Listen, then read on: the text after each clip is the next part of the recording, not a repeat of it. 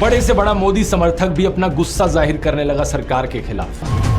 देखकर ऐसा लगता है कि सारी टैक्स वसूली ये सरकार मिडिल क्लास लोगों से करती है और जो इनके करोड़पति अरबपति दोस्त होते हैं उनको सिर्फ फायदे ही फायदे दिए जाते हैं। इस आर्टिकल को देखिए दोस्तों, इनकम इनइक्वालिटी की इतनी बुरी हालत ब्रिटिश राज के समय भी नहीं थी। नमस्कार दोस्तों, 23 जुलाई को फाइनेंस मिनिस्टर निर्मला सीतारमण ने प्रेजेंट किया बजट 2024 और जो नेगेटिव रिएक्शन जनता की तरफ से देखने को मिला इस बजट को लेकर वो अलग ही लेवल का था।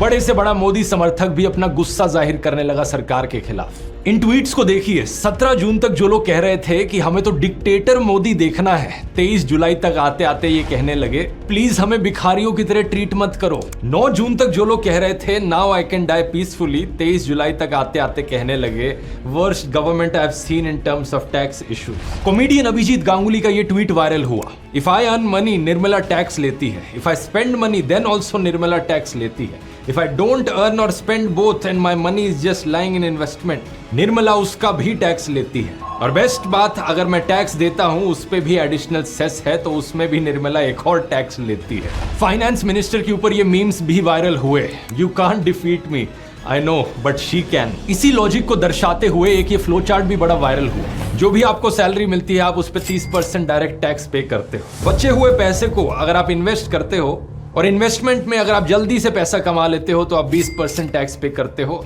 स्लोली पैसा कमाते हो तो 12.5% टैक्स, और अगर आपका नुकसान तो नुकसान आपका है। दूसरा, अगर आप अपने पैसे को खर्च करने चलते हो तो जीएसटी के हिसाब से बेसिक आइटम्स पर 12% टैक्स भरते हो, काइंड ऑफ फैंसी आइटम्स पर 18% टैक्स और लग्जरी आइटम्स पर 28% टैक्स। सवाल यहाँ ये उठता है कि क्या ये बजट सही में इतना बुरा है? आइए आज के वीडियो में दोस्तों इसे गहराई से समझते हैं।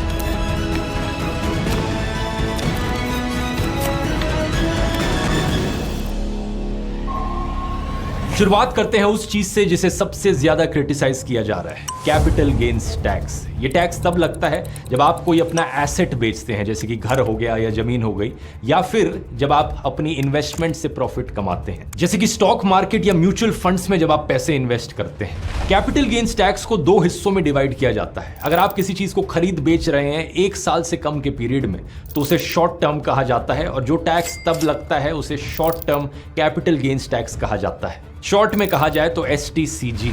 लेकिन अगर आप अपनी इन्वेस्टमेंट्स को 1 साल से ज्यादा समय के लिए रखते हैं तो उसे लॉन्ग टर्म पीरियड कहा जाता है, और ऐसे केस में टैक्स लगता है long term capital gains tax, LTCG। अब इस नए बजट में सरकार ने क्या किया है, इन दोनों टैक्सेस को बढ़ा दिया है। Short term capital gains tax को बढ़ा दिया गया है 5% से, पहले 15% होता था, अब 20% कर दिया गया है। और long term capital gains tax को बढ़ा दिया गया है 2.5% से, पहले 10% होता था, अब ये 12.5% पर है। लेकिन इस